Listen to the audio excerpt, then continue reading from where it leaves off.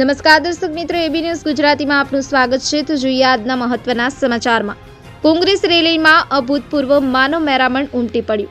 ભાવનગર શહેરના કુંભારવાડા રોડ પર ગટર શુદ્ધિકરણ અન્વયે નહેર કાંઠે વસવાટ કરતા લોકોના મકાનો દૂર કરવા અંગે તંત્ર દ્વારા નોટિસો ફટકારવામાં આવી હતી। આ વાતનો ઉગ્ર વિરોધ ચાલી રહ્યો છે, ત્યારે સંભવિત વિસ્થાપિતોની વારે કોંગ્રેસના દિગ્ગજ એવા શક્તિસિંહ ગોહિલ તથા ધારાસભ્ય જિગ્નેશ મેવાણી સહિતનાઓ આવ્યા છે। આજે કોંગ્રેસના નેજા હેઠળ યોજાયેલી રેલીમાં મોટી સંખ્યામાં લોકો જોડાયા છે અને કલેક્ટરને આવેદનપત્ર આપ્યું છે। Firoz Malek, AB news Gujarati, Bhavnagar. પ્રમાણે નામદાર ગુજરાત હાઈકોર્ટ, આ દેશની અનેક હાઈકોર્ટ્સ અને સુપ્રીમ કોર્ટના અનેક જજમેન્ટ્સ છે કે આ દેશના દરેકે દરેક નાગરિકે જીવન જીવવાનો અને ગૌરવપૂર્વક જીવન જીવવાનો અધિકાર છે। એ જ પ્રમાણે રાઇટ ટુ શેલ્ટર એટલે કે રહેઠાણનો અધિકાર એ ફંડામેન્ટલ રાઇટ છે। એ છતાં માટે ડેસ્પરેટ ઘાંગી બની છે। આની વિરુદ્ધમાં ભાવનગર શહેર એક થયું છે। સર્વ સમાજના લોકોના ઝૂંપડા તોડવા જઈ રહેલી સરકારની વિરુદ્ધમાં કોંગ્રેસ પક્ષ અને સામાજિક સંગઠનો સાથે મળીને આજે સંકલ્પ કર્યો છે કે જ્યાં સુધી વૈકલ્પિક વ્યવસ્થા કરીને ન આપે ત્યાં સુધી આ ઝૂંપડાવાસીઓની પડખે રહી અમે લોક આંદોલન કરીશું, ચળવળ કરીશું, સંઘર્ષ કરીશું। લાખ વાતની એક વાત, એક પણ ગરીબનું ઘર તૂટે નહીં અને 1% કેસમાં પણ ઘર તોડવું પડે તો વૈકલ્પિક વ્યવસ્થા આપવી જ પડે। ભાવનગર વાસીઓ એક ક્રાંતિકારી રહ્યા છે।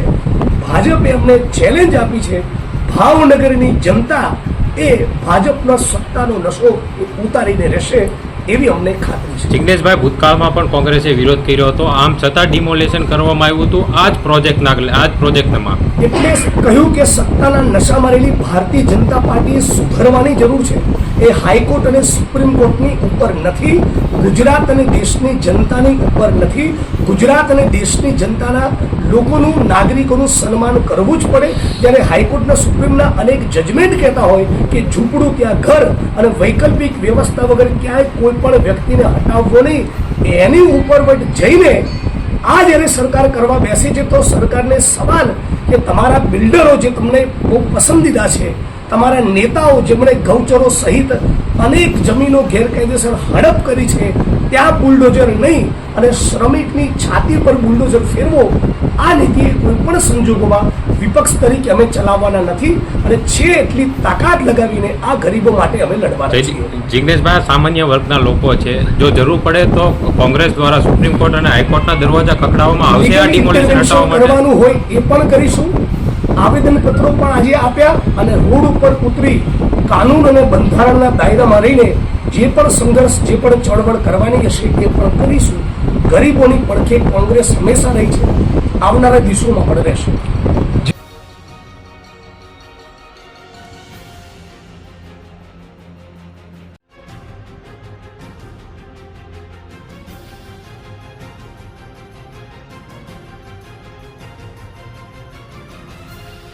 ની લડત છે અને સંગઠિત રહીશું, ન્યાય મળશે। આપ સૌનો ખૂબ આભાર।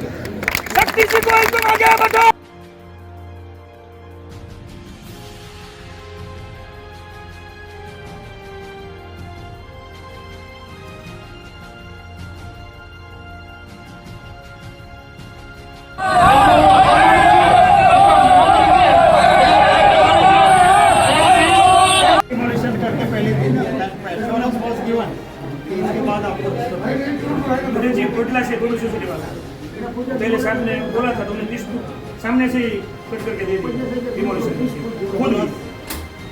कोई लाभार्थी है जिसको मिलने के लायक है और वो डिस्पोजेस हो रहा है।